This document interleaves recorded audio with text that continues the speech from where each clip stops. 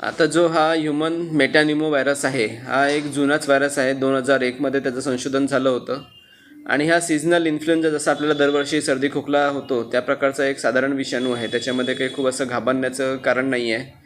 फक्त लोकांनी काळजी एवढीच घ्यायची का गर्दीच्या ठिकाणी जाताना थोडंसं मास्क वगैरे वापरायचं आणि टाळायचं जर टाळता येत असेल गर्दी ठिकाणी जाणं तर. आणि जे करून आपल्या फॅमिलीमध्ये जर कोणी बाहेरून इंटरनॅशनल ट्रॅव्हल करून आलं असेल तर त्यांना जर सर्दी खोकला किंवा काही लक्षणं असेल त्यांची तपासणी लगेच करून घ्यावी. प्रशासन सज्ज आहे सर याकडे? हो, यासाठी आपलं प्रशासन सज्ज आहे. आपण रोजचं रुटीन जे सिव्हिअर ॲक्यूट रेस्पिरेटरी इलनेस सारी ज्याला म्हणतो आपण त्याचं सर्वेक्षण चालू केलेलं आहे आणि असे काही रुग्ण आपल्या ओपीडीमध्ये सापडत असतील त्याचं रिपोर्टिंग करत आहे, त्यांचं सॅम्पल पाठवणं चालू करत आहे.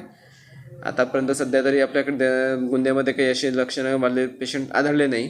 असे काही आढळतील तर आपण नक्की कळवू सगळ्यांना. काय प्रमुख लक्षणं आहेत त्याच्यामध्ये काय जाणवतं? जसं आपल्या नॉर्मल सीझनल इन्फ्लुएन्झा राहतो, सर्दी खोकला ताप अंगपाय दुखणे गळा दुखणे अशा प्रकारचे लक्षणं राहतात. काही लोकांना अंगावर फोडे किंवा पुरळ येऊ शकते, ते तात्पुरते राहतात आणि सेल्फ लिमिटिंग राहतात. त्याला जर आपण असं काही विशेष ट्रीटमेंट द्यायची गरज नाही राहत.